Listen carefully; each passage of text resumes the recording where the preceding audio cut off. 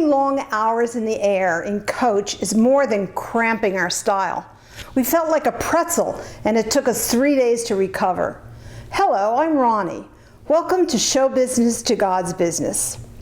We were so very thankful for our precious daughter-in-law, Terry, who scheduled 2 months of church services for us down under in the Melbourne area. She, Steve, and our 2 grandbabies, Joshua 3 and Danielle 2, were on business there for 3 years. So we played with the children during the day and ministered in the churches during the evenings. Most ministers were a bit nervous about this American evangelist being possibly overwhelming. But as Sam began our service with his low-keyed, laid-back, reserved, and mellow presentation, the clergy relaxed and embraced our service as they saw what God was doing for their congregants. There was a church full of believers from Sri Lanka who totally related to my being disowned and disinherited by my family. So when Sam gave the invitation, most of them came forward. We were so surprised, but the pastor explained they all wanted healing from their deep wounds of family rejection. A Presbyterian church had a monthly outreach dinner and special testimonial service to the local Jewish community.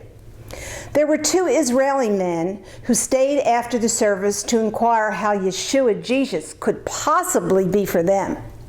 Opening their scriptures, Sam shared how Yeshua was the promised Messiah and how he fulfilled all the requirements of the law for salvation. After 2 hours of studying together, one man promised to read all the scriptures Sam selected for him.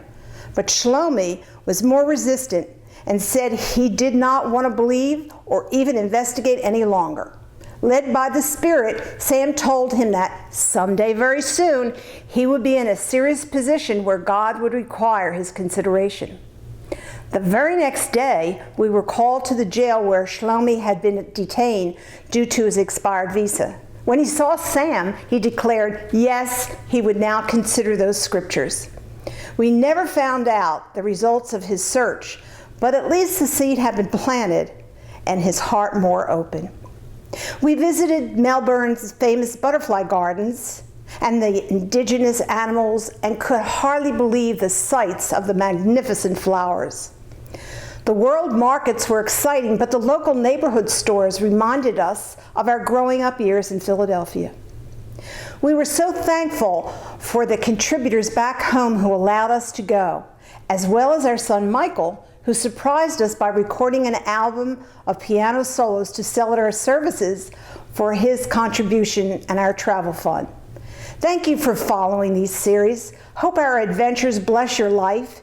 Hear about our unplanned move to Ohio. See you next time.